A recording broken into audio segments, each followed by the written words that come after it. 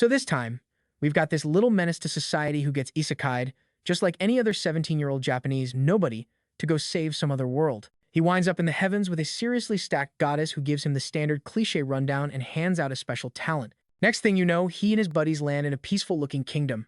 But then, weirdly enough, he gets reincarnated again. So, he's back in front of the stacked goddess, who's completely baffled, but according to the rules of the cosmos, she's got to give him another talent. This happens a grand total of 10 times, and with each reset, he snags another ridiculously overpowered talent. Right when he's getting tired of the whole infinite loop, he finally gets to actually stay in one of these worlds. The catch? In this world, he's supposedly total trash, or at least, that's the cover story. Our boy hid his talents better than I hide my search history from my girlfriend. And thank you, Aaliyah, she's pretty cute. Anyway, this kingdom turned out to be a massive trap. Turns out, everyone wanted the heroes dead. And his instructor? She was this stacked blonde, basically a version 2.0. So our boy Takafuji had to play some serious 4D chess to keep from getting exposed, while also making sure he didn't seem so useless they just decided to get rid of him. Quick spoiler alert, by the way, Takafuji's showdown with that stacked blonde instructor was absolutely legendary. Alright, I'm done with the spoilers, let's get into it. A girl with red eyes walks up, and someone calls out the name Leori. She places her hand on his face, and he's clearly confused, with no idea who she is. And then, blood flies everywhere. She just killed the kid. Someone dryly notes, that one lasted a long time. The knife clatters to the ground as she tumbles into some kind of void. The boy's last thoughts are a mix of confusion. Did I really just get stabbed by a girl who was crying? And how did she know my name? Lost in these questions, he suddenly wakes up, finding himself back in his classroom reading a manga. By the way, our protagonist's name is Takafuji Julian Norori, and he's 17 years old. He's completely confused, trying to make sense of that crazy dream, but here he is in the same old classroom. Every day was exactly the same, or at least, it was supposed to be. Out of nowhere, a magic circle flares to life around the entire classroom, and a massive burst of purple energy erupts. Everyone covers their faces, and when the light fades, Takafuji finds himself on the floor, completely disoriented. He's now standing beside his classmates, totally unable to process how any of them ended up in this place. As you can imagine, everyone is in a full-blown panic, screaming and wondering where the heck their classroom vanished to. Right then, an angelic figure appears and tells everyone to calm down. She explains they're in the path of souls, a void between worlds, and that she's what you'd call a goddess. The reason? They've all been summoned to a new world to become heroes and defeat the Demon King. So far, this is textbook isekai stuff. But just wait, because things are about to get insane. Naturally, all the kids are just standing there looking totally dumbfounded, trying to wrap their heads around this whole hero business. The goddess continues, explaining they're being transported to a world called Burge, into an empire known as Hyen. The poor kids are just standing there with their jaws on the floor, not really processing any of this. Takafuji, on the other hand, is just thinking how this is a carbon copy of every isekai plot ever. Anyway, the goddess continues her explanation, saying they'll be leaving this place soon to head to the other world. But before that happens, each and every one of them will receive a gift. A light glows from her hand above each of their heads as she tells them they are about to receive a special ability. She warns them not to be corrupted by this power and to lead the people justly. After wishing them good luck, the scene cuts to inside a castle. Slowly, Takafuji opens his eyes to find himself in a large chamber with the rest of his class.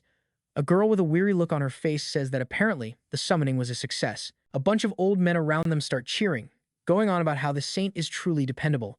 They're all convinced the world is finally going to be safe again. Right before they tell everyone to quiet down, a man stands up and expresses his gratitude to them for coming to this world. He introduces himself as Lassen, the emperor of the Hyen Empire. This guy, the emperor, actually kneels down, and along with everyone else in the hall, begs them to defeat the Demon King. Takafuji thinks to himself that at least they're being treated like nobility. Just then, some kid wearing glasses steps forward and asks His Majesty to please stand. He then asks if there's any way for them to get back to their original world. Another figure steps forward, saying she can answer that question. The girl introduces herself as Saint Aya and confirms that they can, in fact, return to their own world. However, she explains that this will only be possible in 1 month when the full moon is once again in the sky. And with that, anyone who doesn't want to fight the Demon King can just live peacefully in the castle for a month and then go home. Our boy thinks to himself that this is starting to sound like a 1-month vacation package to another world. The girls start worrying about what's going to happen over the next month while they're gone, but according to the Saint's explanation, the timeline in their original world will be totally frozen, and they'll pop right back to the exact moment they left. Our boy, however, thinks this whole deal sounds a little too good to be true. Something's definitely fishy. The Saint then asks if anyone wants to head back after the month is up, promising that all they have to do is say the word and nobody will stop them. The whole group looks like they're about to jump at the offer, but she quickly starts begging them to save her country and this entire world. Takafuji's thinking to himself that this is usually the part where some hot-headed hero wannabe steps up and grandly declares they'll fight for justice, but all he gets is dead silence, which pretty much confirms his class is fresh out of heroes. Just then, the kid with glasses points out that everyone's feeling a bit on edge and asks if they can put off the decision for a bit. The king is just standing there with his eyes shut, and our boy notes that, for now, everyone's keeping their cool. Then Lesson chimes in, explaining that in 1 month, they'll get to choose. Either go back to their own world or sign on the dotted line to become official heroes right here. He declares today a celebration and tells them to enjoy the party. Our boy thanks him and makes a beeline for the food. I mean, getting to taste the cuisine of another world, it's a perfect opportunity. He's totally stoked to see what kind of crazy ingredients a fantasy world has to offer. But just then, the exact same portal that snatched him from his classroom appears right under his feet again. He figures it has to be the work of the Empire's mages, who've apparently gotten their summoning magic down to a science. Man, he's so ready to dive into everything this fantasy world has to offer.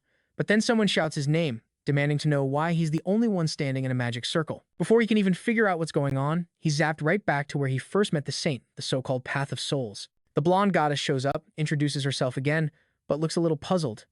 He just casually says, "Hey, we meet again." But she's like, "Weren't you just here a second ago?" He's just like, "Yep, I was."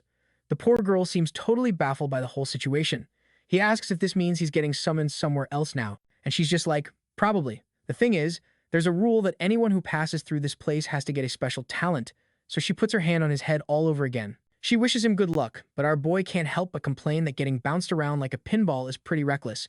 And while all this is happening, he notices that the last summoning circle was purple, but this new one is yellow with completely different symbols. Then it hits him, he's tied to a chair with a gag in his mouth, and he realizes this is probably not the best time for a detailed analysis. An old man walks up, declaring the summoning a success. Another guy next to him chimes in, saying the boy will now be known as test subject number 12. The old guy gets closer, observing that it looks like he has some kind of offensive-type magic eye.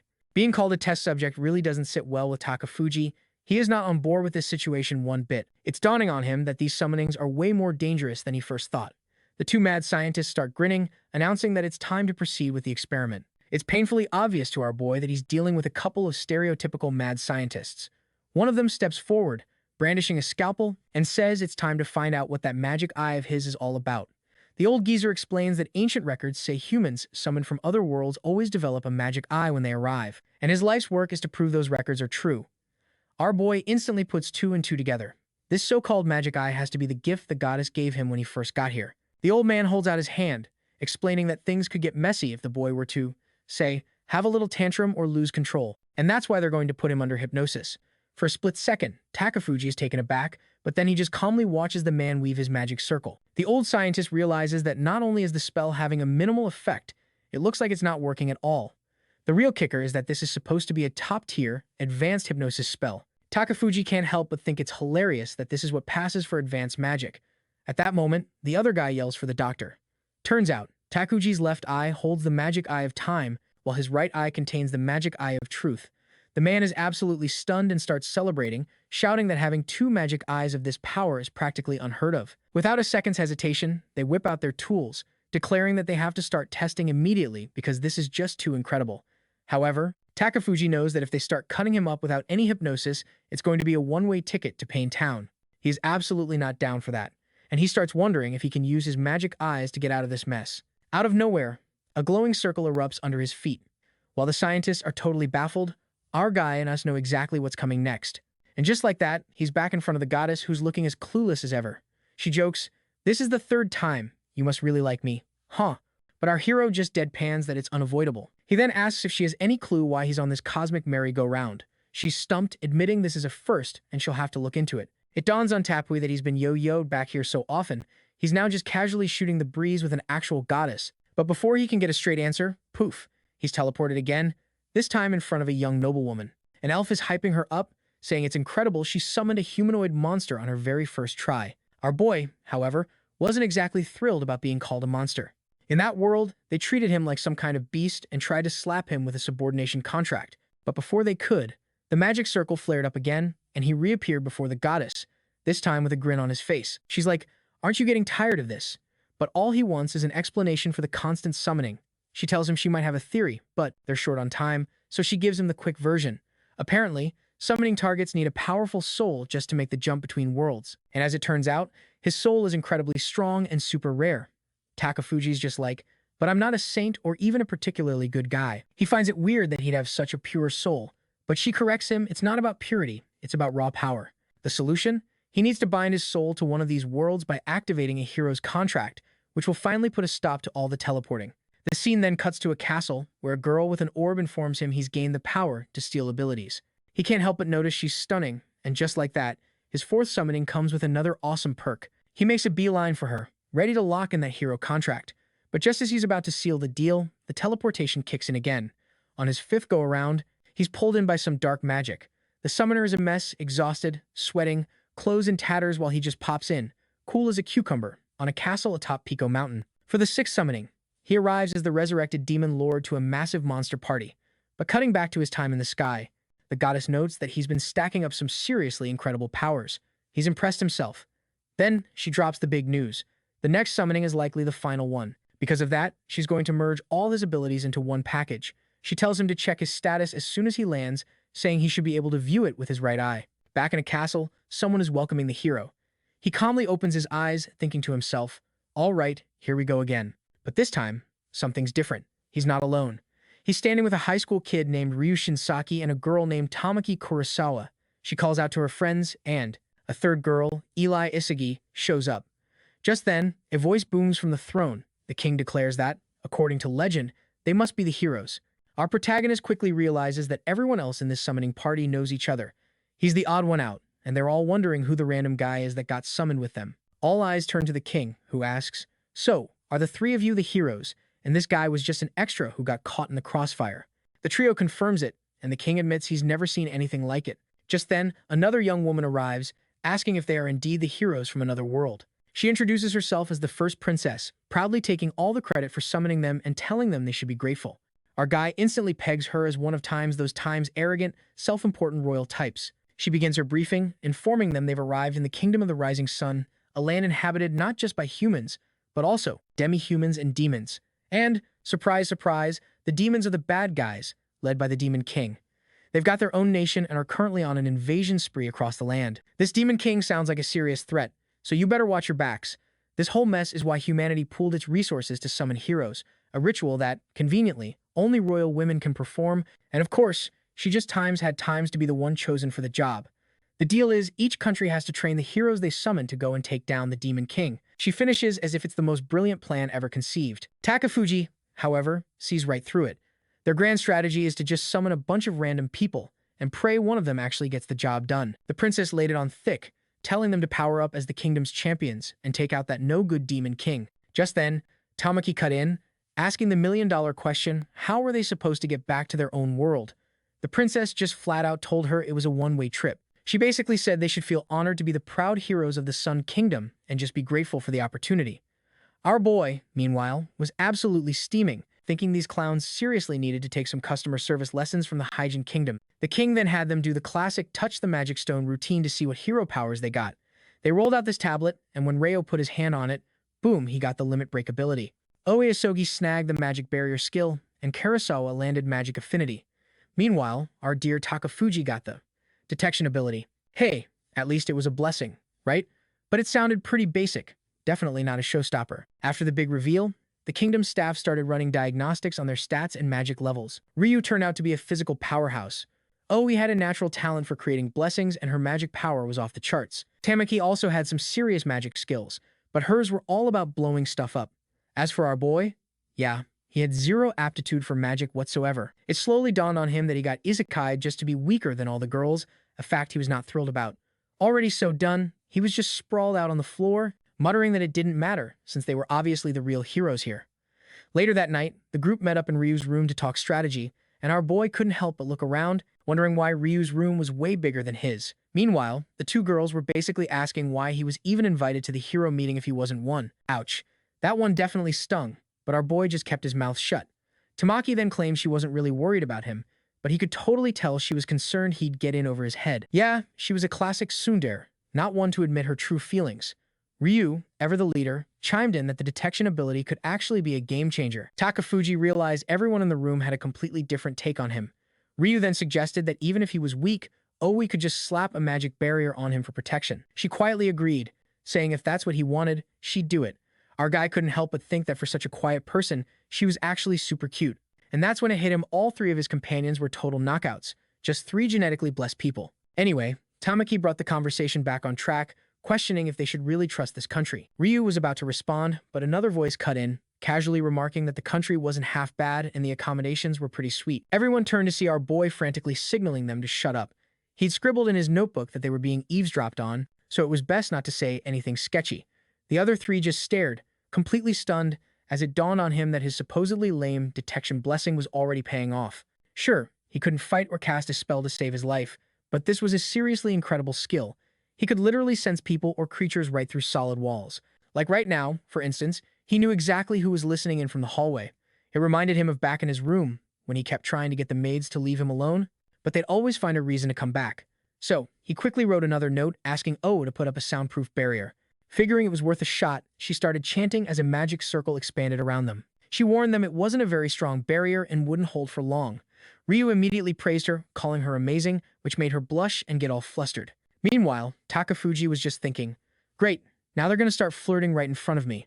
Tamaki, ignoring them, demanded to know why the kingdom was spying on them to begin with. Ryu explained that it was pretty obvious.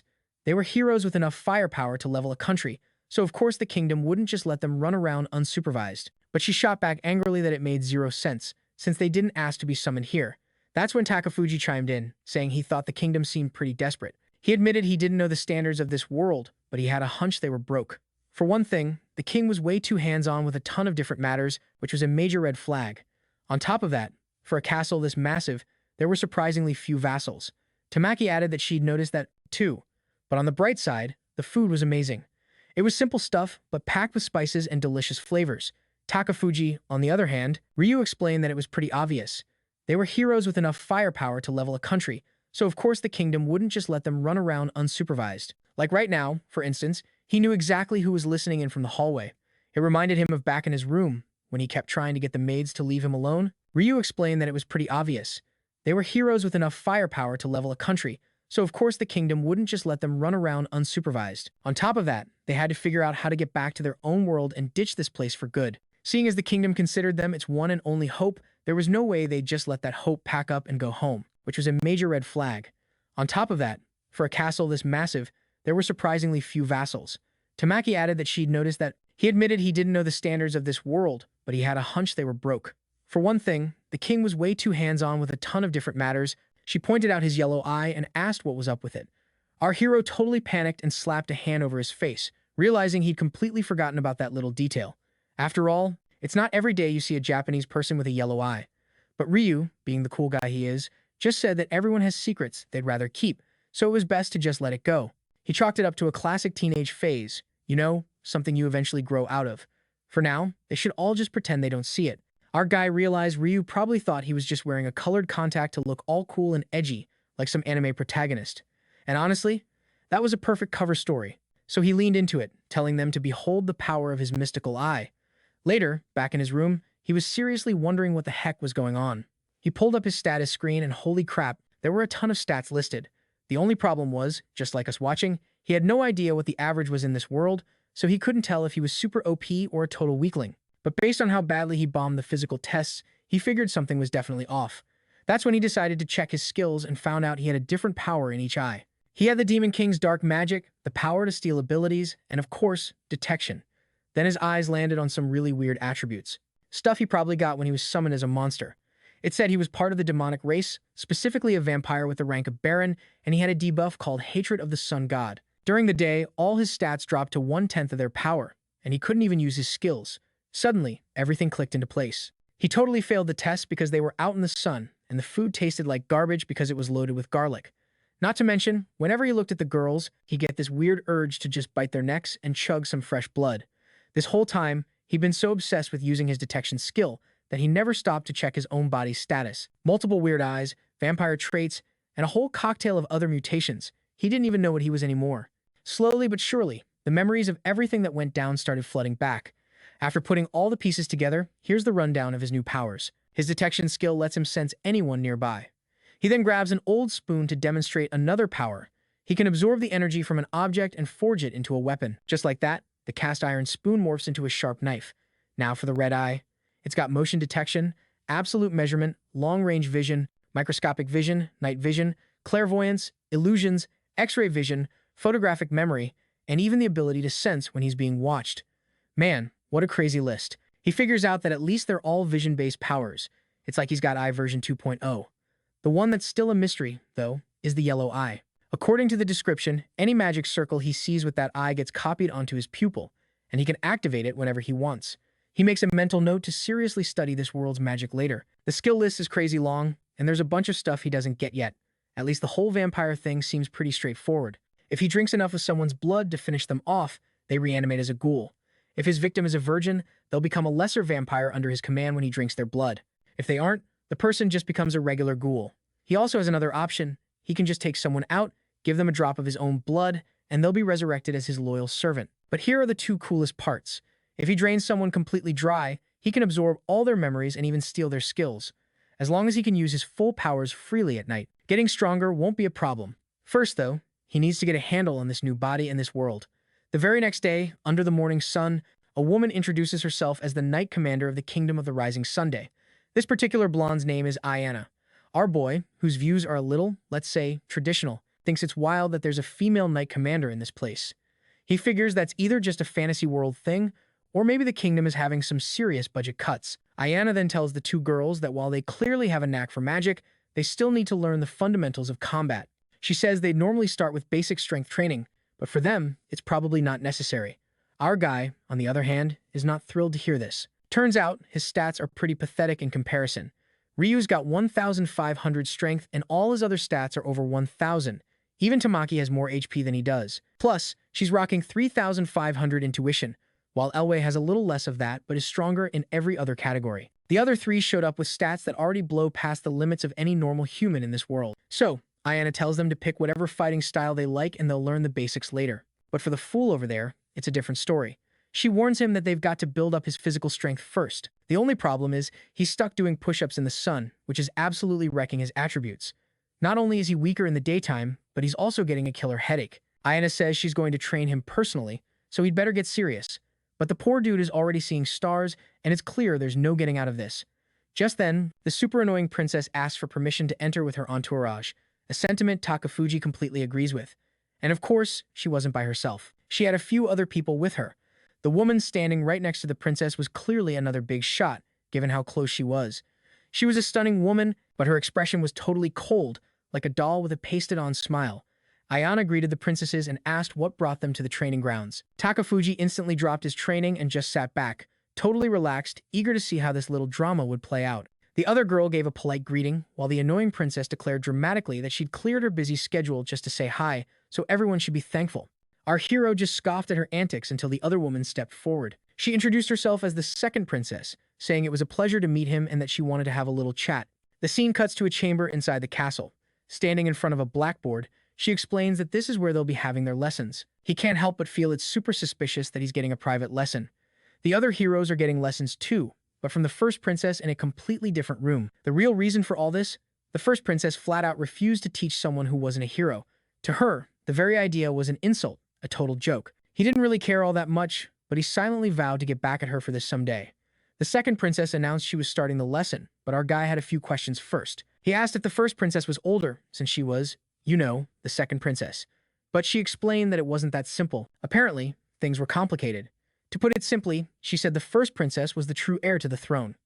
Takafuji already knew that royal succession is always a messy business, and obviously, he wanted absolutely no part in that kind of drama.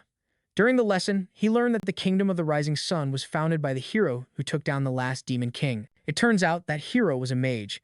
In other words, the founder of this whole kingdom was a witch, which explains why witch worship is so deeply ingrained in their culture. The throne has always been passed down through the female line. The queens choose a king to marry, and only then does he become a regent to help rule the country. But if the queen ever asks for a divorce, he's out of a job as king.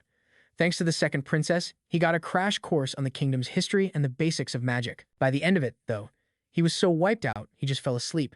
Later that night, he forced himself to start studying magic since there was a practical test the next day. At least he managed to snag a book from the second princess. He could tell she wasn't happy about him dozing off in her class, and she probably wasn't thrilled about him asking for a book either. But, just like a perfect doll, she just put on that smile and said it was fine. Staring down at the pentagram in the book, he decided it was time to test out the one thing he couldn't pull off the night before.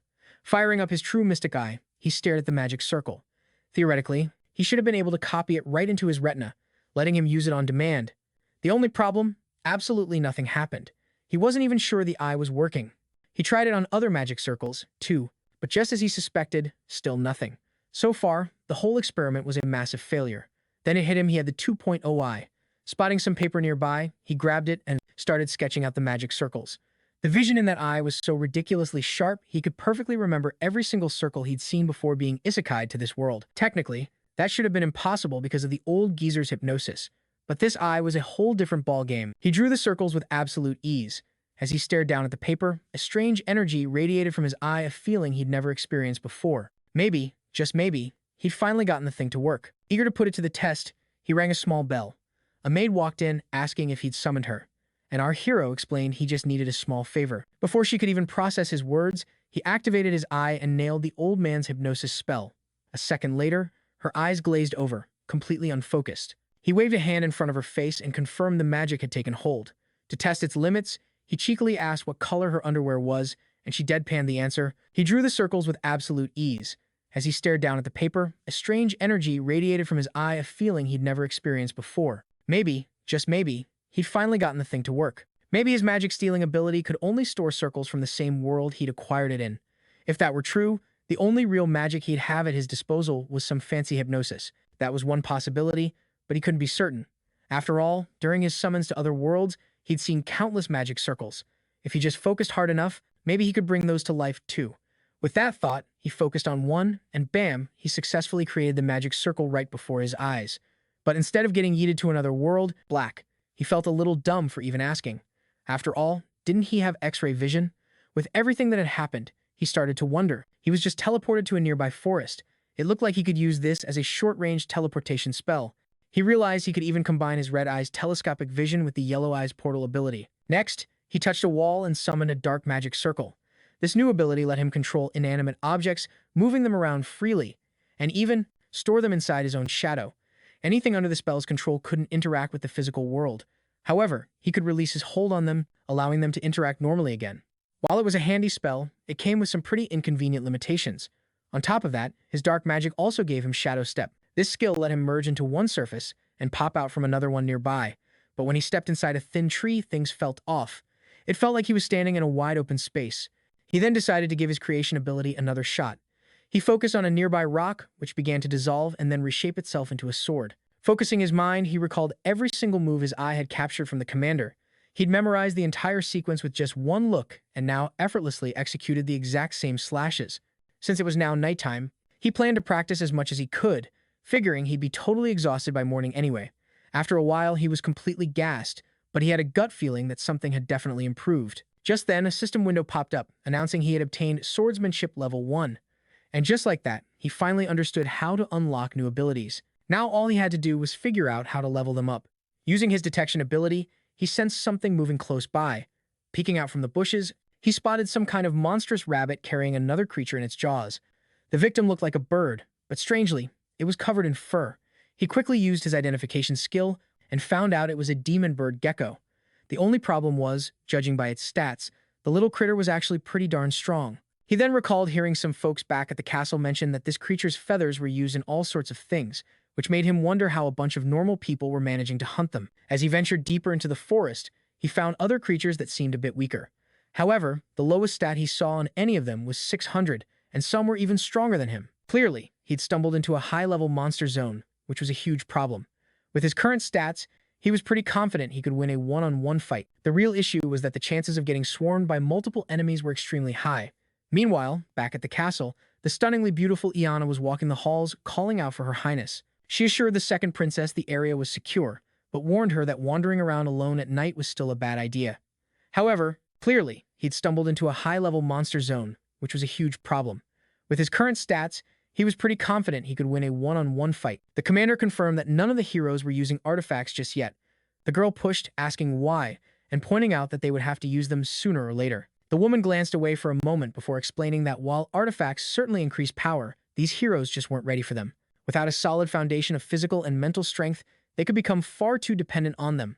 That's why, for now, the best course of action was to monitor their progress and prepare them gradually. The girl lowered her eyes and then smiled, saying that she really should have known better than to question the strongest human alive. The commander paused for a beat before noting that her smile seemed to have lost its usual sparkle. The second princess turned away, saying she hadn't even noticed. Ayana then pressed for her opinion on the first princess, to which she replied that she knew her sister was talented, dedicated, and an ambitious woman. However, the commander questioned if she truly believed that. The second princess then remarked that the place might be safe from danger, but not from prying ears. She then wished her a good night and departed. The commander stood there, thinking that Princess Aaliyah was being incredibly cautious, but that she had no reason to fear her. A few days passed, and our boy was finally getting acclimated to this world. Of course, the other heroes were making strides, but he was the slowest of the bunch when it came to physical development. From day one, Ryu looked like a natural with a sword, and he was now fully committed to the path of a swordsman. Tamaki had started using a staff, but her approach to magic was weird. She was slamming her spells into the ground like she was swinging a giant hammer, and he couldn't make any sense of it. Meanwhile, Elway was training with a bow. Normally, archers need someone watching their back, but since she could conjure a barrier, it was actually a perfect fit. So, their lineup was Ryu, who was a beast in close combat, Tamaki, who could blow stuff up from any distance, and Awe, who was a self-sufficient archer that could also defend the others. Our boy, on the other hand, had only been getting proper training for the past 3 days. He'd already picked up on the fact they were only teaching him to throw weapons from afar. They were training him in stealth and how to disable traps. It was painfully obvious they wanted to shape him into a scout to make the most of his detection ability.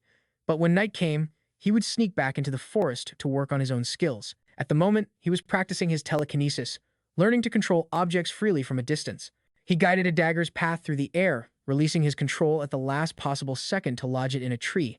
Looking up at the moon, however, he was still seething about that blasted sun curse. He wondered if it would finally vanish once he leveled up. For now, all he could do was keep grinding. Nearby, a demon bird was drooling over its next meal when something came hurtling toward it. What do you know? It was Takafuji, moving at full speed. The guy was practically flying. He was now using his dark mana control combined with telekinesis to restrain creatures. With this technique, he closed the gap in an instant, locked eyes with the beast, and activated his hypnosis. The monster froze on the spot, allowing him to approach without any risk. He finished it off, lifted it with dark magic, and stored it away in the void. This guy could literally just walk into his own pocket dimension, and since he's a vampire, you already know what he was about to do. Taking advantage of the fact that no one was around to see, he partook in the monster's essence.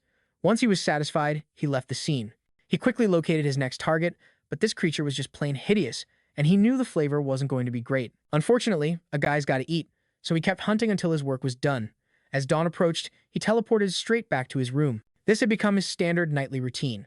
The next morning, Mala entered his room, greeted him, and told him to wake up. Our boy had been trying to use hypnosis on her as sparingly as possible, but it was a necessary evil since he needed to gather intel about this kingdom. Through their little chats, he learned that the current queen had been unable to conceive a child for a long time. In a country run by women, that was a massive problem, as the queen had no daughter to inherit the throne. On top of all that, young noble women were mysteriously passing away.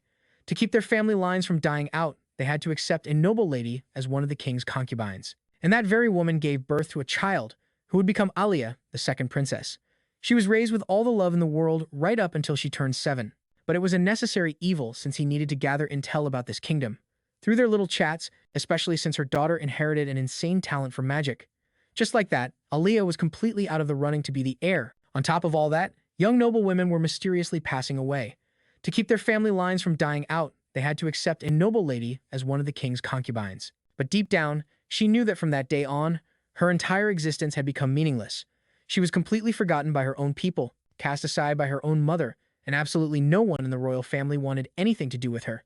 And that's how Aaliyah was forced to live a lonely life, just like a silent doll, especially since her daughter inherited an insane talent for magic. Just like that, Aaliyah was completely out of the running to be the heir. The second Amanda turned 7, she was automatically named the first princess.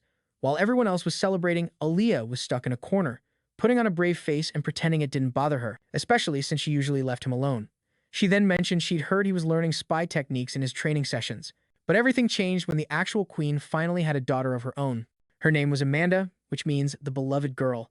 And true to her name, the queen adored her far more than the other child, reminding him that even if the lessons were a total drag, they were crucial for his survival. Our boy was completely wiped out, letting out a huge yawn and wondering why she was on his case today. So even though he wasn't a natural at magic, it looked like he had a solid shot at putting his new skills to good use. But our boy shot back that maybe she just saw the upside of being known as the person who trained one of the legendary heroes. The one thing our hero couldn't wrap his head around was why he couldn't use this world's magic properly.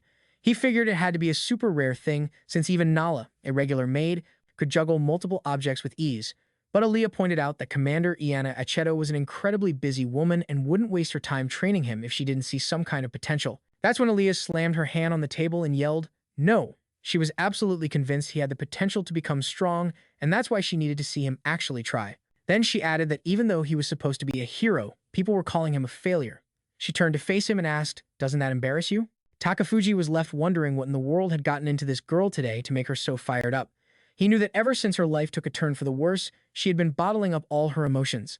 She had put on such a convincing act that people even started calling her the doll princess. But right then, she was completely different.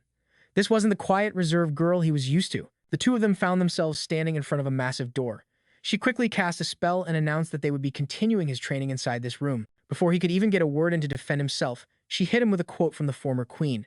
She then stepped into the room, revealing a massive magic circle etched onto the ceiling. "This will do the trick," she said, before warning him that if he kept this up, he'd be kicked out of the castle for good. He pointed out he had the detection ability, which was pretty useful.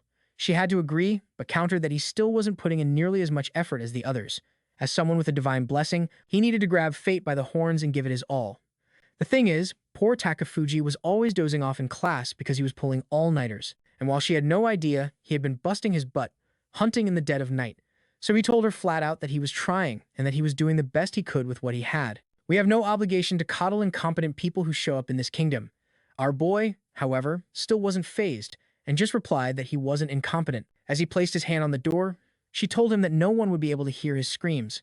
Our guy, on the other hand, just wanted to know how to open the darn thing. And that's when she suddenly gave him a dead-eyed stare, lifted her foot, and straight up kicked him in the back. What the heck? He went flying, slamming face first into the wall. His skills just didn't look as flashy as the other three heroes, and he wasn't a bookworm like she was. But then, Aaliyah dropped a bombshell, revealing that this magic room had a special barrier. He had to get one thing straight.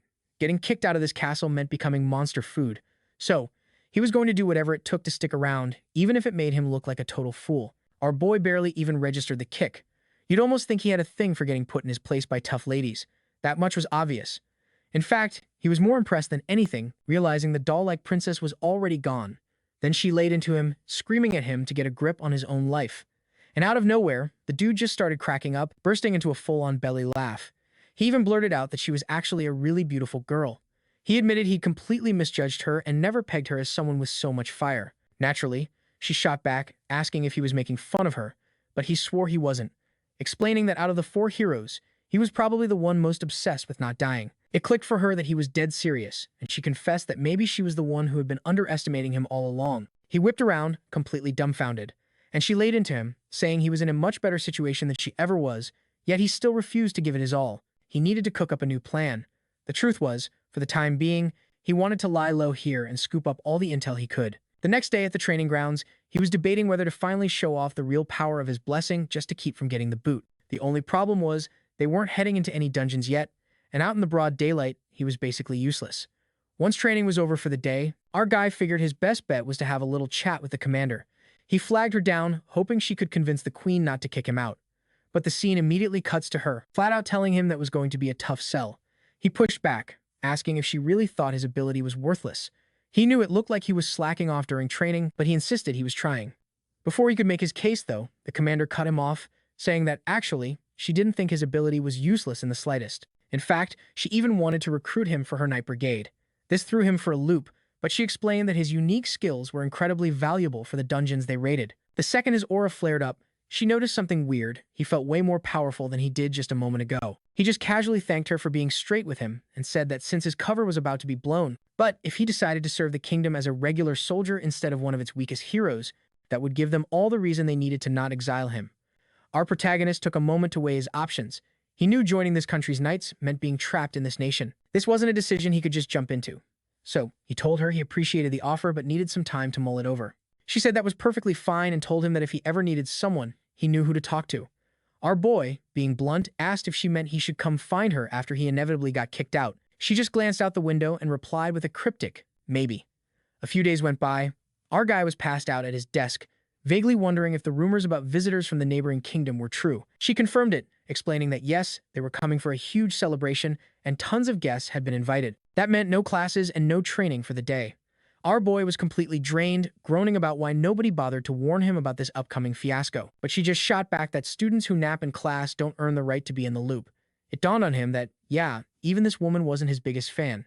A little while later, the Lemon Cavalry made their grand entrance into the city. The whole town was celebrating with fireworks, and all our boy could think was, for a country that's totally broke, they're sure blowing a lot of cash on this party. He debated crashing the celebration, figuring no one would even notice him. Then again, showing up and having to explain who he was sounded like a total nightmare. They might even get curious and start digging into why 4 heroes were summoned in the first place. That would be a massive headache, so he scrapped that idea. But just because he wasn't going didn't mean he couldn't spy. He fired up his 2.0 eye and his consciousness started drifting through the castle halls. He spotted the 2 princesses and had to admit, his teacher looked absolutely killer in her new dress. But, as always, her smile looked totally forced.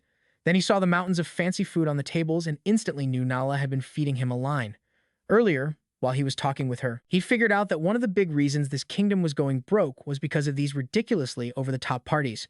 It seemed the queen was obsessed with keeping up appearances of splendor and luxury, totally emptying the royal coffers.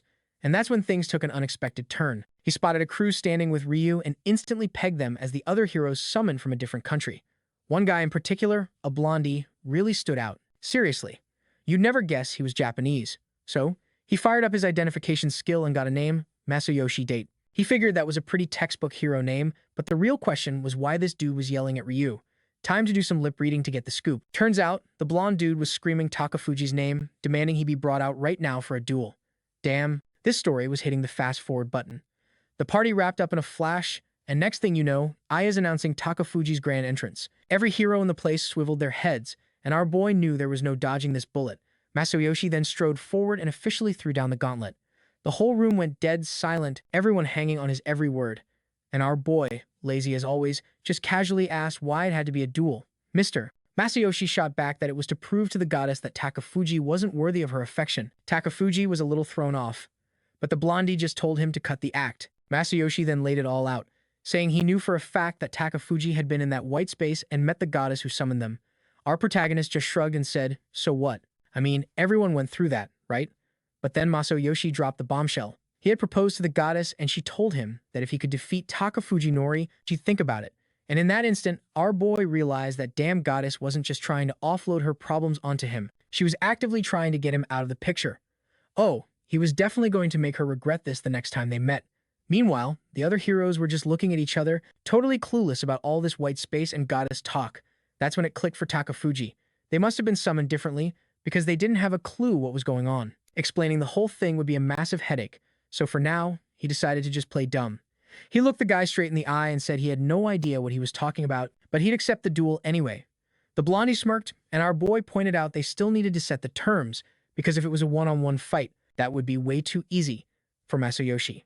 After all, unlike the other heroes, he didn't have a superpowered body or a class built for fighting. Surely, this guy didn't go to all this trouble just to pick on someone with every disadvantage imaginable, because if that was the case, that would be just plain pathetic. Masayoshi yelled back, of course not, and swore he'd accept any kind of duel Takafuji proposed. The crowd couldn't believe he'd agree to something so ridiculous, so our boy brought up a dungeon where he was scheduled to train with the knights. He proposed a race. First one to kill the boss on the first floor wins. Surely, this guy didn't go to all this trouble just to pick on someone with every disadvantage imaginable, because if that was the case, there was no way he could actually kill the boss. Our boy just smirked, though, and said he had a little plan up his sleeve. Masayoshi was all for it, calling it a great idea and accepting the challenge. But Ryu pulled our boy aside, warning him that even if he could navigate the dungeon easily, the duel was set for the next day, and right after it was over, the queen summoned Takafuji Nori. She demanded to know why he accepted a duel just to get completely steamrolled. Meanwhile, our boy had just used his detection skill to sneak past everything. The final score was clear. He had been absolutely demolished in this duel. The queen went on, saying she'd been turning a blind eye to how lazy and weak he was. She'd only given him a chance because the knight commander saw some potential in him. But with this performance, he had brought shame upon the kingdom, and that was something she couldn't forgive. Aya could already see where this was going. And sure enough, the queen declared Takafuji Nori banished from the kingdom. The first princess looked pretty happy about it, while the other two princesses looked a little sad. But the person with the biggest, happiest grin on their face? Our boy. That schemer definitely planned for this to happen. The queen then asked if he had any objections, and he said, "As a matter of fact, I do." He wanted to know exactly how he'd brought harm to the kingdom. She shot back that it was obvious. By losing the duel, he had tarnished the kingdom's reputation. But he'd accept the duel anyway. The blondie smirked, and our boy pointed out they still needed to set the terms, because if it was a one-on-one fight. And sure enough, the queen declared Takafuji Nori banished from the kingdom. The first princess looked pretty happy about it. On top of that, he wasn't even recognized as a hero in this kingdom, and his very existence was kept secret from other nations. With absolutely no power and no influence, and with nobody knowing who he was, there was no chance he could have brought any shame to the kingdom. After all, the duel was just a goofy little game. However, he'd used his trip into that dungeon to put his detection skill to good use. A couple of guys tossed a bag of money his way, and he played it off like he'd just found a small reward. The queen and princess were pretty impressed, and he offered the small treasure to Her Majesty. She seemed quite pleased, while our guy just casually mentioned it was a piece of cake to find with his ability. The real story, though, was that Takafuji wasn't ready to leave the castle just yet, so he cleverly used those coins to buy himself some more time there. That way, he managed to get the queen and Masayoshi off his back for a while. And just like that, he was back to his nightly routine of hunting and peacefully grinding for levels. As long as his power-ups stayed under the radar, everything was cool. The only annoying part was that he was getting seriously tired of chugging down that bird's blood. He took a look around and realized he'd somehow ended up right back where he started his hunt for the night. This force was totally messing with his internal compass, and he wondered if there was another way to use his detection. He fired up his demon vision along with detection and immediately spotted a barrier leading to a whole new area. It was some kind of illusion designed to make people unknowingly wander in circles. But with his special eyes, he could see right through the trick, and couldn't help but wonder if stronger monsters were lurking on the other side. He figured he could always just teleport away if things got too hairy, so he stepped right through. And what did he find hiding inside? A massive wolf and its entire pack. The moment he set foot inside, he caught some movement nearby. A few wolves were already closing in on him. This was his first time facing down creatures so big they didn't even fit in his field of view, so he instantly activated his trap web. A whole network of traps sprang up around him, and in just a few seconds, the wolves were all down for the count on the ground. If he had been forced to face more than 3 of them at once, it would have been a real struggle. Luckily, the traps were super simple to set up, and the beasts walked right into them. He started absorbing the bodies into the void, muttering that at least these guys gave way more experience points than the birds did. A little while later, he found himself deeper in the forest. There, in the middle of a lake, stood a single tree, perfectly illuminated by the moonlight. Our hero couldn't help but think it looked exactly like the perfect arena for a boss battle. The very second he turned around and said, "But this isn't a video game," the boss was already behind him. Man, before he could even blink, his arm was just gone. What the heck? He was still looking off to the side when the monster took a swipe, sending him flying backward right into a tree. He was still trying to process what had just happened when the creature was suddenly inches from his face. It was a mythical beast known as a Fenrir. He quickly figured out this thing wasn't a demon, but something else entirely. He guessed it might be some kind of mini-boss, seeing as he wasn't instantly turned into a puddle on the floor. He knew he could still escape using his shadow teleport, but that was going to be tricky given how unbelievably fast this thing was. But he didn't have much time to think. The Fenrir was already lunging forward, its jaws wide open for the finishing blow. The monster obliterated the tree, but our hero was already gone. He'd already zipped to the top of another tree and taken off into the air with one of his wings. As he did, he recalled the world where he'd first gotten his vampire powers, thinking to himself, "I really didn't expect to have to use this so soon." The Fenrir looked up at him and demanded to know why he was there. The fact that it could talk was a dead giveaway that this was no ordinary beast. Our guy played dumb, claiming he just got lost in the woods, but the wolf immediately called his bluff, pointing out that he'd obviously passed through the illusionary barrier on purpose. Takafuji finally came clean and admitted his curiosity got the better of him. He explained that illusions are usually set up to protect something important, and he was dying to know what it was. The Fenrir, however, wasn't having any of it and declared that the conversation was over. He had trespassed and taken out some of its pack, so there was no way he was walking out of there in one piece. But Takafuji just cracked a smirk, saying that the more the wolf yapped, the more certain he became that something precious was hidden here. Now, he was absolutely determined to find out what was so important. The wolf declared that, as a final parting gift, he'd reveal a secret. This very land was where his kind had made a pact with a witch.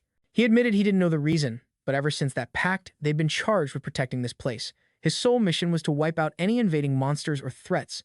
And, of course, that made an intruder like Takafuji a prime target. The wolf then offered a cold comfort. If the kid just stood still, he'd at least make it quick and painless. Takafuji, however, was a little preoccupied, marveling at the fact that his arm had already grown back. Turns out, his vampire regeneration was way crazier than he'd ever imagined. Fenrir readied his attack, snarling that it was obvious Takafuji was no ordinary human, and then lunged forward with incredible speed. He roared that there was no way he was letting him leave this place alive. Takafuji scrambled to dodge as the ground erupted where he'd just been standing. Only thanks to his demon eye could he barely track the wolf's lightning-fast movements. Realizing he stood zero chance of winning this fight head-on, Takafuji tried to make a break for it by flying. The plan was to get some air and create some distance, then hit the ground and teleport the heck out of there. But while he was in midair, the creature unleashed a deadly barrage of ice shards. Takafuji threw his arms up to shield himself, but the attack missed, slicing a massive tree clean in two. The wolf just glanced at him for a split second, and then, in the blink of an eye, it was already on him, lunging for another bite. Another shockwave of force erupted as he dove to the side just in time. The beast was so ridiculously fast he had no opening to even attempt hypnosis, and finding an escape route was looking more and more impossible. Spotting a waterfall up ahead, he desperately wondered how the hell he was going to survive this. The wolf dove from above, blasting another ice attack while opening its jaws for the kill. Our boy braced for impact, but this time his wings got completely shredded in the assault. Fenrir let out a victorious grin and closed in for the final blow, but Takafuji just grinned right back, activating an ability on the ground below and sending a forest of sharp spikes shooting upwards. Fenrir barely twisted out of the way, narrowly avoiding being impaled.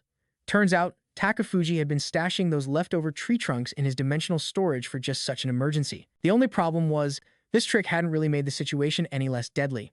As Fenrir locked its gaze on him, Takafuji frantically searched for an opening to cast his teleportation. His best bet was to use hypnosis, just to distract the beast for a split second. So, he started weaving dark magic again, muttering to himself that he just needed to buy a little time. He whipped out a handful of daggers as the wolf braced to counter, knowing he had to create an opening, no matter how small. He flared his aura, making the wolf pause and wonder what this kid was planning now. Our hero knew this creature was on another level. He'd almost had his back ripped open by just one bite. Then, at the last possible second, he summoned more knives and flung them straight at Fenrir's head. The wolf scoffed internally, thinking it was a completely pointless move, an attack that sloppy would never work on a being like him. It casually swiped its tail, creating an ice barrier, but our boy managed to block with his knives. Hey, at least with his regeneration, he could keep fighting as long as he protected his head and legs. Meanwhile, Fenrir was actually starting to get impressed by how ridiculously persistent this kid was. That's when our boy sprang his trap, activating a web of black threads. The surrounding trees had already been marked, and suddenly the wolf was tangled in the bindings. For the first time, Fenrir actually seemed to be trapped. Takafuji allowed himself a quick smirk, but that victory lasted all of 2 seconds before every single tree just shattered into splinters. The wolf just calmly stated that a trick like that wouldn't even leave a scratch. Absolutely stunned and terrified, Takafuji went right back to scrambling for his life. Dodging yet another ice attack as the wolf lunged in for a bite, he realized he had only one option left. Praying to every god he knew that this would work, he kicked off a nearby tree, launching himself skyward in a slick parkour move. The wolf assumed he was just trying to fly away again. What an idiot, it thought, and sent another powerful tail attack after him, declaring that the boy had just made himself an easy target in the open sky. But here's the thing. The whole time he was running, Takafuji had been secretly laying out threads with his other eye, and now, the entire battlefield he'd just covered had become one massive teleportation circle. He activated it, a grin spreading across his face as he said, "Now there's nowhere for you to run." The wolf looked up, realizing the kid had vanished from the sky, and wondered where he'd gone. But it was too late. Takafuji was already on its back, whispering, "Plan worked perfectly. Time to say goodnight, pal." And with that, he plunged his blade straight into the wolf's eye. The beast let out a howl of pure agony as Takafuji casually remarked that getting his butt kicked first was all part of his signature move. But the mythical beast went berserk, its tail whipping around and destroying everything in sight. One of those devastating swings almost clipped our hero, but since the creature was now blind, evading its attacks became a whole lot simpler. He initially thought he'd only managed to blind one of its eyes. But nope, our guy was way faster than that. He'd sliced through both of them. The monster was now totally blind, but it suddenly went still, and that's when Takafuji figured it out. It was trying to sniff him out. The sheer killing intent pouring off the creature was bone-chilling. It lunged forward again, ready to chomp down, but our boy just casually quipped, "Yep, I think that's my cue to leave." With its attacks now sluggish, teleporting away was a piece of cake. The wolf was left fuming, wondering where the hell that little punk disappeared to. After a few quick spatial jumps, Takafuji practically crash-landed onto his bed, totally drained. After going through all that trouble, all he'd managed was to barely scratch the beast. But he swore next time would be different. He was going to win. Starting that very day, he began sneaking into the castle's armory, stockpiling top-tier materials and metals, just in case he ever ran into another crazy situation like that one. And during the brawl, Takafuji had managed to snag a few tufts of Fenrir's fur. This fur had some wild properties. It could crystallize and harden on command. The moment he channeled a little dark magic into it, it became solid as a rock. That's why every one of the monster's attacks packed such an energetic punch. He realized this stuff reacted to human contact, which got him thinking. What would happen if he forged a weapon out of it? He was going to win. Starting that very day, he began sneaking into the castle's armory, stockpiling top-tier materials and metals. For his plan, this was absolutely perfect. Not even Fenrir itself would be able to tear through this stuff. Takafuji practically crash-landed onto his bed, totally drained. After going through all that trouble, all he'd managed was to barely scratch the beast. But he swore next time would be different. So, he ended up crafting a special kind of thread he named Gleipnir. These things were basically unbreakable. No amount of force could snap them, and they'd instantly harden and crystallize when infused with magic. Since Fenrir had swiped at him so many times, he'd actually collected a decent amount of fur, which sparked another brilliant idea. The very next day, Takafuji materialized cool as a cucumber, saying, "Hey, it's been a whole day since we last met." Fenrir was absolutely livid. That damn pest actually had the nerve to show his face in its territory again. The beast was still blind, and Takafuji couldn't resist mocking it, commenting on how lovely its eyes were. The creature instantly roared for him to shut his mouth. Our guy was actually impressed. Even without its sight, Fenrir's aim was spot on. The wolf growled a warning that no one had ever set foot in its domain twice and lived to tell the tale. Takafuji noted that between the blinding rage and the pain from its eyes, this thing was one stubborn beast. But that fur was just too good, obviously. He had to put it down and loot the rest. Fenrir continued its relentless assault until Takafuji casually touched a nearby tree. Suddenly, from within the wood itself, several shadowy wolves burst out. The giant beast was completely caught off guard as it was swarmed and bitten from all directions. Takafuji nonchalantly pointed out that based on scent alone, Fenrir should already know exactly what they were. It was being mauled by the reanimated corpses of its own pack. The monster howled in pure fury, demanding to know how Takafuji could dare to commit such an atrocity. But our hero just shrugged, saying they looked useful, so he decided to make them his minions. Fenrir thrashed wildly, shaking the corpse wolves off and sending a few of them soaring through the air, with one of its attacks nearly catching Takafuji. The protagonist's zombie wolf attack wasn't really doing damage, but it was a great distraction. Still, the giant wolf managed to land a powerful swipe in his direction. He teleported out of the way just in the nick of time as the corpse wolves swarmed the trees. The moment he reappeared behind a trunk to catch his breath, Fenrir was already on him, lunging for the kill. Another quick teleport saved his skin. The monster was getting seriously ticked off by this game of tag, just as Takafuji reappeared high above it and the beast coiled, ready to leap up for the final blow. That's when Takafuji broke into a grin and said, "Who said I was trying to run away?" The creature shot forward only to slam hard into a web of invisible threads, getting tangled up in an instant. Fenrir was stunned. Even with its powerful sense of smell, it hadn't detected a thing. As Takafuji floated down, the wolf roared, demanding to know what the hell that little rat had done. And so, our hero explained, "These threads? I made them from your own fur. That's why you couldn't smell them. They have your exact scent." Turns out, from the moment he'd arrived, it turned out every hit he took, every wolf he unleashed, was all just a smokescreen. While the beast was distracted, he'd been weaving the perfect trap this whole time. Now that Fenrir was completely tangled up, he was dead in the water. Takafuji gave him a final nod and triggered the thread's compression, causing the lines to cinch tight, yanking the massive beast down to the dirt. The other wolves just watched, completely silent. Fen couldn't believe it was this really how it ended. He knew if he died, the pack would shatter right along with him. But buddy, it was way too late for regrets. Takuji didn't just take him out. He'd already chugged his blood. That one kill alone shot him up 5 whole levels and snagged him some sweet new abilities. That's when a pop-up in the system caught his eye a unique skill called Bastard King. Then, he heard someone call him Master. When he spun around, it was the very wolves he had just taken down. They were standing right there, and somehow they could talk, which he figured had to be because of his new ability. He started wondering if this skill worked on any subordinate. That's when one of the wolves piped up, "Hey, why don't you make Fen your subordinate too?" Turns out, their old boss was a creature who fought tooth and nail to protect this land and always had their backs.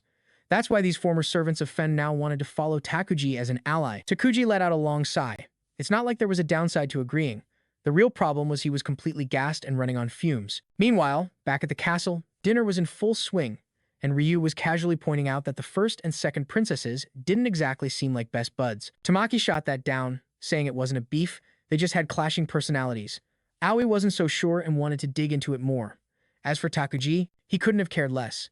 He was too busy being ticked off that his food was always loaded with garlic. And that's when Ryu suddenly volunteered him to play mediator. Our boy was like, "Whoa, why are you dragging me into this?" He figured Elro and Tamaki could handle it. They're girls, they can go talk to the princesses. But Ryu wouldn't let it go. He argued that Takuji had classes with the second princess and was on better terms with her, so he might have a better shot at getting the two sisters to patch things up. Takafuji just shot back that the first princess was stubborn as a mule and that trying to broker peace between them was a lost cause. But Ryu told him not to sweat it. Just ask, Ryu said, and she'll listen. Our boy was clueless as to why, until Ryu dropped the bomb. It's because she's totally head over heels for him. Seeing the girls' faces, our boy knew Ryu's reputation as a smooth operator was taking a nosedive. Then Ryu sweetened the pot, adding that if he took the job, he could ask for 1 free day a week. And since our guy absolutely despised daytime training, he caved immediately. The only catch, he had to talk to the first princess first, so he found himself knocking on her door. She was already there, arms crossed, making it crystal clear she was only giving him the time of day because Ryu had asked, so he'd better make it quick. The second he stepped inside, he was already regretting his life choices. Before he could even get a word out, she announced that for today, and today only, she would grant him the privilege of speaking to her directly. He should of course be eternally grateful for this once-in-a-lifetime opportunity. He completely tuned her out and started checking out how ridiculously fancy her room was. Seeing him looking around, she got a smug look, assuming he was just blown away by all her wealth, riches. She figured that a peasant like him could only dream of. That's when he pointed to a little duck figurine and asked if she was actually into that kind of thing. Amanda just scoffed and called him an idiot. She was royalty, for crying out loud. Everything in here was a gift from either her mother or other noble families. Our guy just wanted to phase through the floor at this point and decided to rip the band-aid off. He finally brought up her relationship with her sister, the second princess. Amanda shut him down instantly, claiming she'd never given a single thought to her. Takafuji knew right then he'd made a terrible mistake taking this stupid deal. He was so over the drama, so he just laid it out flat. Ryu asked him to help the two of them talk more. But Amanda shot back that she had zero interest in that. He really didn't get why, and she told him that as a commoner, he had no business sticking his nose in their affairs. He just rubbed his face, totally fed up. Looked like he was going to have to play dirty. So he brought up Ryu again, mentioning how disappointed he'd be if this whole thing fell through. And just like that, her whole attitude changed. She was suddenly all ears, asking him to lay out the entire plan. Guess she was childish enough for that little tactic to work perfectly. A little while later, Amanda revealed that things weren't always so frosty between them. Back when they were kids, they were practically inseparable. Aaliyah was the brilliant older sister, always up for a game, which is why Amanda loved tagging along. But then, one day, out of the blue, Aaliyah started pulling away. Not long after, Amanda turned 7 and was officially named the first princess, making her the heir to the throne. That's when the bombshell dropped. Aaliyah wasn't her full sister. They didn't even share the same mother. From that moment on, everything went downhill, creating the tense relationship they have now. The thing is, to become queen, Amanda had to go through some seriously intense training. And it was during that brutal training that she finally understood how amazing and genuinely kind Aaliyah had always been, and she started wishing Aaliyah was still with her. But the adults in the palace made sure that never happened, and the gap between them just got wider. Turning away, she finished, saying that was all there was to it. Finally, it all clicked for Takafuji. Her whole stuck-up attitude wasn't her fault. It was a product of her upbringing. Just like her room, nothing in it was actually her. Everything she owned, even parts of her personality, had been handpicked by other people. Acting all high and mighty was just her only way of showing a shred of individuality. With that, Amanda just flopped onto her desk and demanded that since she'd spilled her guts, it was his turn to give her some advice. Takafuji's advice was simple. Go to Aaliyah and say, "From now on, you're my big sister." But Amanda shot that down, whining that all the maids would start flapping their gums. He just laughed, asking since when were the maids more important than the princess. It was pretty ridiculous that the future queen couldn't even decide what to call her own sister. Amanda tried to argue it would just cause trouble for Aaliyah, but he countered that Aaliyah wasn't the fragile doll she was making her out to be. She paused for a beat, then finally agreed to think about it and mumbled a thank you. Without another word, he just bounced. A little while later, he filled Nala in on the whole conversation. The maid listened, looking less than thrilled, but still promised she'd pass the message along. He figured this was the best route, since Nala was tight with the second princess. The very next morning, Nala found him, saying she had a message from the second princess. When he asked what was up, she told him Aaliyah had summoned him for a special training session. Poor Takafuji's trouble senses were tingling. And sure enough, there he was, stuck trailing the two princesses through the middle of a crowded street. He couldn't help but wonder why they had to drag him all the way out here for a lesson. Aaliyah explained that experiencing the city's vibe was a crucial part of her social studies, which is why, she declared, he'd be joining her at a shop. He asked what they were shopping for, and she nonchalantly suggested they browse some accessories. Once they were inside, he was totally baffled as to why a princess would be doing her own shopping for trinkets. She was completely absorbed, then turned to him asking which one he liked better. Not giving it a second thought, he just mumbled that both were fine, earning him a sharp focus from Aaliyah. Turns out, the gift wasn't even for her, which just confused him more. Nala had to explain that it was a birthday present for the first princess. Apparently, after Nala's message, Aaliyah had decided they would go out and buy a gift for her newfound sister. He got that part, but was still confused about why his opinion mattered. Aaliyah reasoned that since he'd been in Amanda's room and had that long heart-to-heart, he must know more about her taste than she did. He clarified, however, that Amanda's room was filled with gifts others had chosen, so literally anything would be fine. The second princess then asked if he was saying gifts were pointless, but he corrected her, saying a gift's real value comes from the person giving it. That's why, he insisted, whatever Aaliyah picked would be more than enough. Nala was touched, thinking he was being incredibly thoughtful. The reality? He was just spitting out the quickest answers so he could finally go home and crash. Still, the second princess lit up and immediately went to purchase the gift. The maid praised Takafuji, saying this was all thanks to him. And seeing Aaliyah smile, she added that it was wonderful to see her genuinely happy again. Aaliyah turned, asking what they were whispering about, and Nala quickly changed the subject. And just like that, 5 days went by. Well, at least they scored an invite to the first princess's birthday bash, a place crawling with high-profile guests and overflowing with insanely expensive food. Everyone was just standing around looking like poorly drawn background characters, as he put it, while our boy scanned the entire scene with his demon eye. As usual, he was eavesdropping on conversations for Aaliyah, all while wondering where the second princess had gotten to. Then, he spotted her hiding behind a pillar. She looked incredibly nervous about approaching her younger sister, which was understandable since Amanda was talking with Ryu, making it super awkward to just jump in. He decided to play the clueless wingman and give her a little push, suddenly materializing beside Aaliyah, which made her jump and ask what he was even doing there. Takafuji shot back that she kicked him last time, so they were even. He then taunted her, asking where all that courage went, before giving her a firm shove forward. She stumbled right into Amanda, drawing a sea of confused stares from the nobles, while our boy silently prayed this wouldn't turn into a complete disaster. Having gone this far, the only thing left was to hand over the gift. Aaliyah took a deep breath and presented the gift box to Amanda. Amanda paused for a beat before opening the box to see what was inside. She then declared she wanted to wear it right away, and Aaliyah helped fasten it in her hair. She turned to ask how she looked, and Aaliyah told her it suited her perfectly.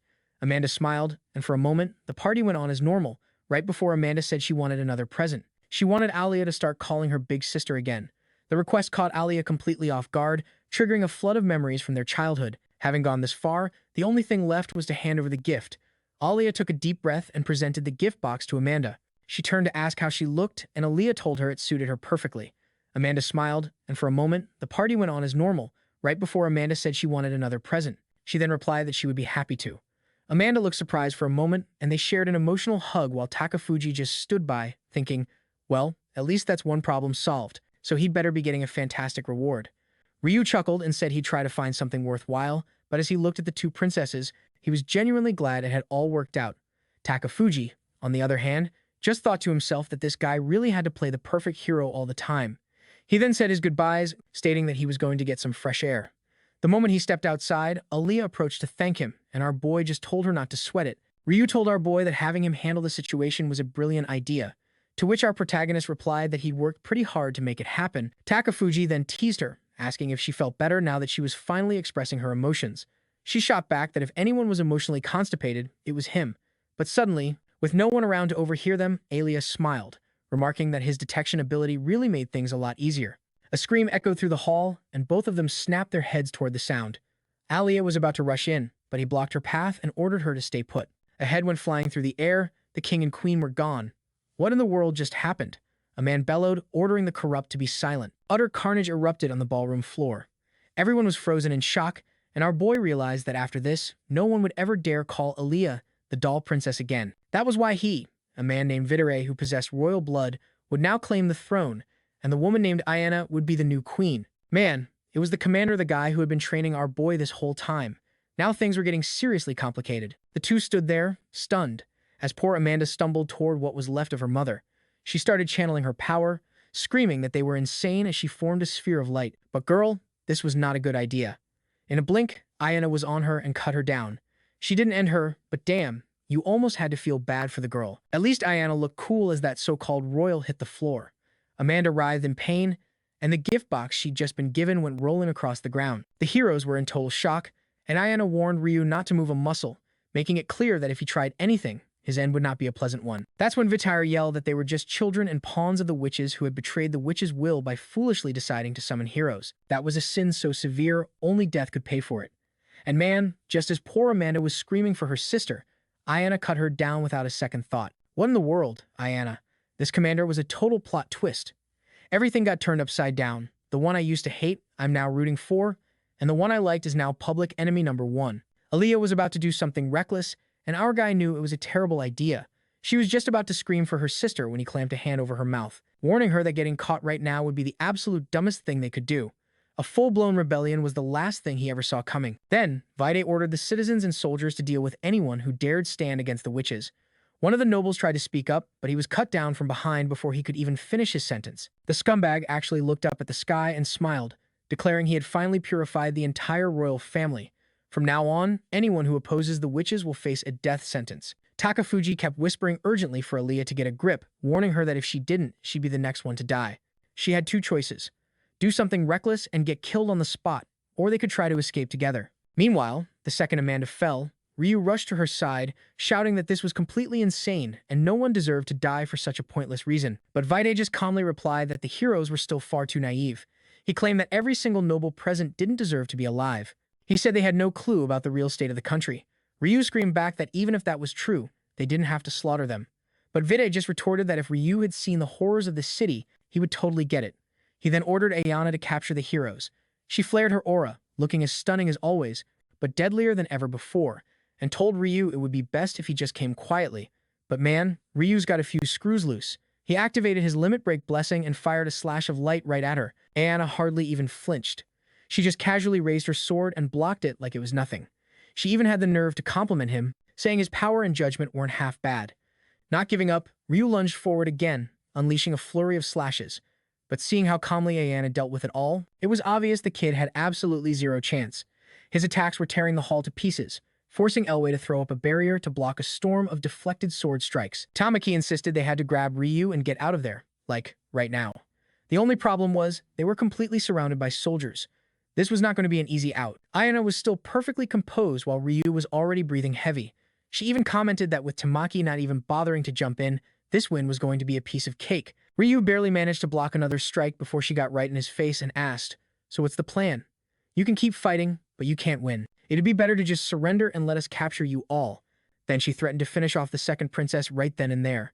Aaliyah was just collapsed on the floor as our guy gave her a blunt warning. "We have to leave. Now. If you stay here, you are going to die. You get that?" She hesitated for a moment, but he pressed her, asking if she was seriously going to give up again after everything that's happened. It clicked for Aaliyah. He was talking about her sister, about how she'd abandoned her before, and right then, she made up her mind. She wasn't giving up. She was going to survive, so one day she could get her revenge. She refused to let Ayana be the one to decide her fate. He cracked a smile and said if that was her decision, he'd help her escape. But from this point on, he wasn't calling her second princess anymore. He was just going to call her Aaliyah. Just then, Ryu's sword shattered into a million pieces.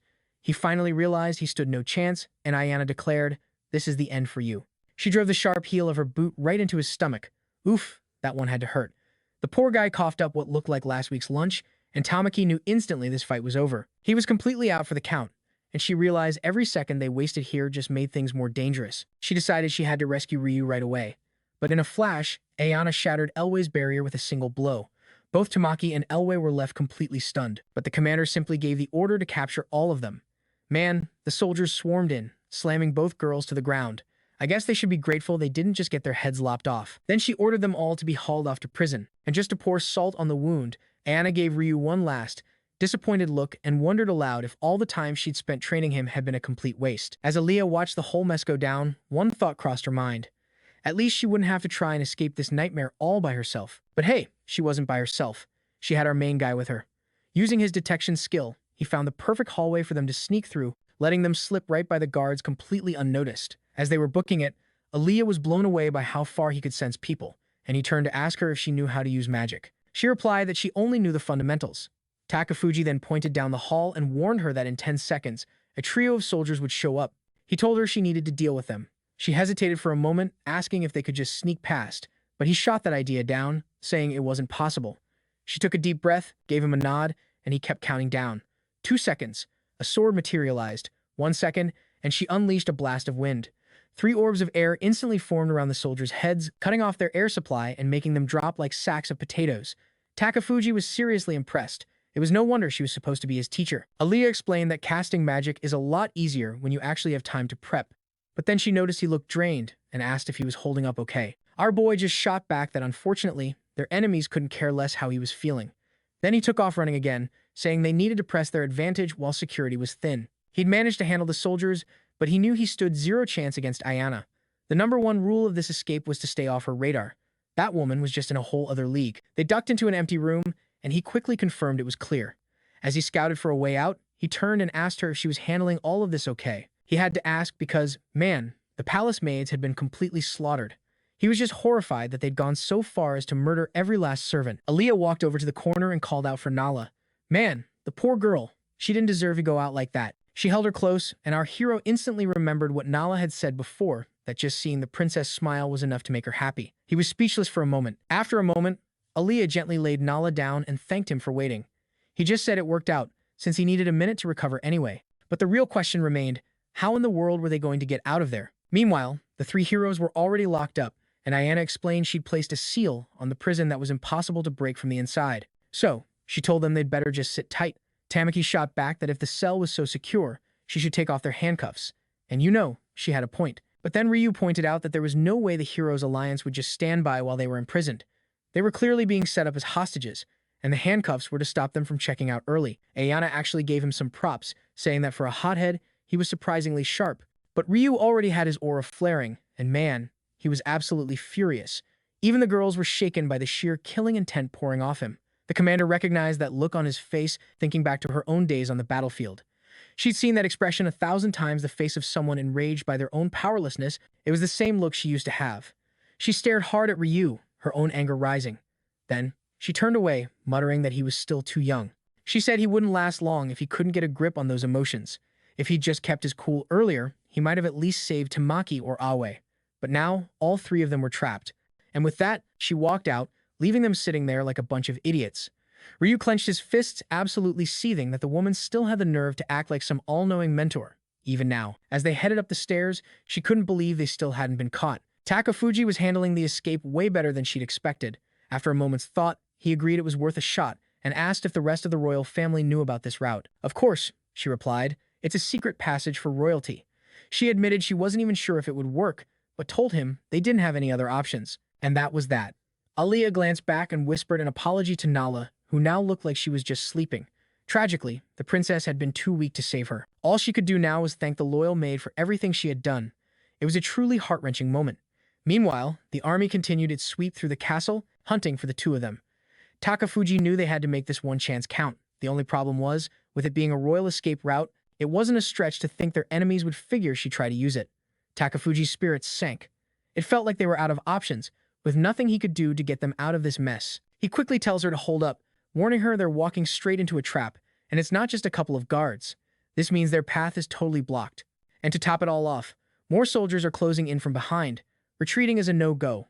Understandably, the poor girl is completely lost. So what's the plan? Is there any way to sneak past?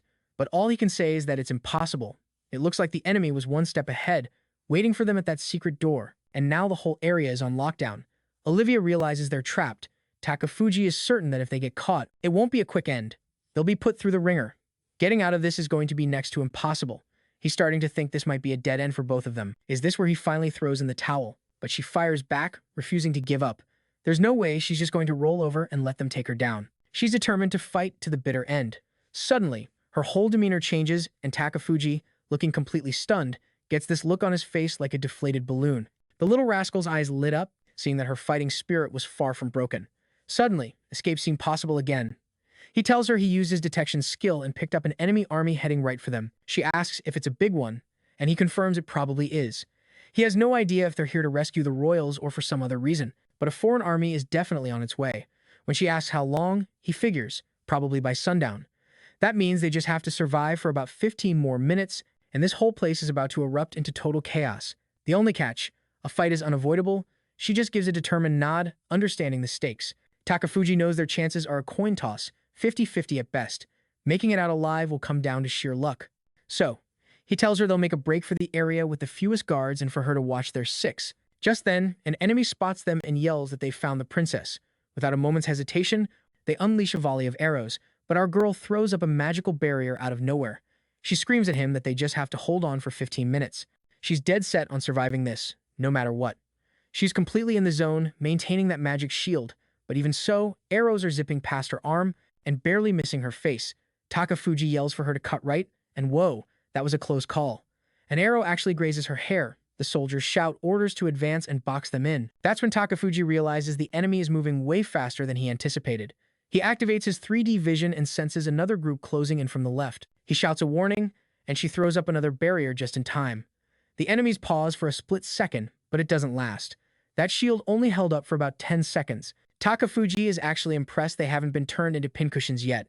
The poor girl is clearly exhausted, but they keep pushing forward through the corridors. The sun is beginning to go down, but their luck runs out as they stumble into a dead-end room, a total trap. Her hope starts to fade, and Takafuji can only apologize. No matter where he looked, there were soldiers blocking every path. There was no escape. Just then, more guards pour in, shouting that they've found them and knocking their arrows for another round. Aaliyah yells for him to take cover as the soldiers argue about whether to charge in. In the end, they decide to just keep raining arrows on them. The big problem is her magic is fading fast, and at this rate, she can't keep blocking for much longer. Another volley flies, and this time her shield is visibly smaller and weaker. She's barely hanging on. Explosions are rocking the room from all sides as the soldiers roar to prepare the next attack. But still, she refuses to back down. Nobody expected her to be this stubborn. She summons another shield as more arrows fly. It's then that she turns to call out for Takafuji, just as the soldiers start cheering, thinking the fight is finally over. But then they realize, hey, wait a second, where's the other one? Olivia is on her last legs. The real issue? She's so focused she hasn't even noticed. Where did Takafuji go? She spins around, calling his name, but there's no reply. And then, the horrible realization dawns on her. Nobody expected her to be this stubborn. She summons another shield as more arrows fly. It's then that she turns to call out for Takafuji, just as the soldiers start cheering, thinking the fight is finally over. But then they realize, hey, wait a second, where's the other one? Olivia is on her last legs. He used her as a decoy to make his own escape. It seems that whole story about reinforcements and getting out together was a total lie, just a way to keep her fighting, not understanding what's happening. The soldiers are confused too. There's some dark energy in the air and are calling to turn on the lights. What is this? She sees the last rays of the setting sun and feels a sudden shift in the air. A figure appears, apologizing for being late. From now on, he says, he'll take it from here. She's absolutely floored. That was brutal. Biting into skulls, ripping through necks. The soldiers are panicking, screaming for help, trying to figure out what's going on. The beast within him is starting to show. He tells Fenrir to take care of them. The fools didn't even notice the shadow behind them. And Dan, what just happened? But by then, they've all become dinner. Just those creepy little horror movie hands scurrying off, and the whole hallway soaked in blood and swallowed by darkness. The guy's still freaking out, and our boy calmly warns him. No matter how much you scream, no one's coming and no one's going to hear you. Leah's collapsed on the ground, while the soldier tries to make sense of what's happening. They're calling out for the lieutenant while Takafuji stands there with a smirk. Fenrir appears behind the soldier, saying only this one's left, but honestly, they were all too weak. The soldier loses it, slamming back against the wall, begging for help. And Takafuji just says, I saw you kill plenty of people. Seems fair that you die as payment, don't you think? Not a very complicated logic, but it's fair. He's just standing there cool as ever. The guy stammers, are you Takafuji? And all he gets in response is, who knows? Then the wolf sinks its teeth in. Another one down. Man, that hero of ours, she really held on, didn't she? She's lying in a pool of blood now, too. She calls out for him, saying she's using what little magic she has left to try to stop the bleeding. But wow, our guy is ice cold. He says, it's a good call, but goodbye. She's lost too much blood. There's no way she's making it out alive. Then she asks if he's had this power the whole time, and he just tells her not to look at it like that. Yes, he has this power, but he can only use it when the moon is out. That whole reinforcement story obviously fake. He could have survived alone, but he said it just to give her a little hope. Looking at her now, he remembers those eyes. Eyes full of vengeance and determination. Even in that state, she still hadn't given up. And if that was the case, maybe he wanted to see what she was capable of. Wait, what? Out of nowhere, he asks. Are you a virgin? She wants to know how he knows that. Okay, now Ankine is scared about what he's offering. He tells her there's a way for her to survive, but she had to become his servant, his subordinate. By accepting death as a human, she could keep living as something beyond human. The choice was hers. I'm just concerned about the beginning of that offer. As weird as it sounds, she's lying in a pool of blood. She remembers Amanda and the maid and realizes she doesn't have a choice. Even if she had to sell her soul to a demon, she wanted to live. The devilish one says it was a great answer. He grabs her by the neck and says, just like she said, he's much closer to being a demon than a god. Then he bites. Blood starts flowing through her body. He places her down gently and tells the creatures nearby to keep watch. Their job now was to protect this woman until she wakes up. Meanwhile, back with the king, some soldiers arrive, reporting that the second princess is surrounded. He says he understands and tells them to proceed with the mission. A great nation was about to rise, and this was no time for hesitation. The king was eager to put an end to the hunger spreading through the country and rescue the abandoned orphans. Sounds a little too noble to be true. I seriously doubt it. But then he says he also feels guilty for having done nothing before. Or I don't know what to make of him anymore. He knows it's been a long journey to get there. It was tough finding comrades who shared his ideals, but it was finally time to rebuild the nation. Except no, it wasn't. Takafuji already launched an attack and blood went flying. The soldiers freeze in shock, and look who's back. Ayana, the fierce blonde, is here again. She knew something shady was going on. Yeah, the king's already been sliced up like a cartoon steak.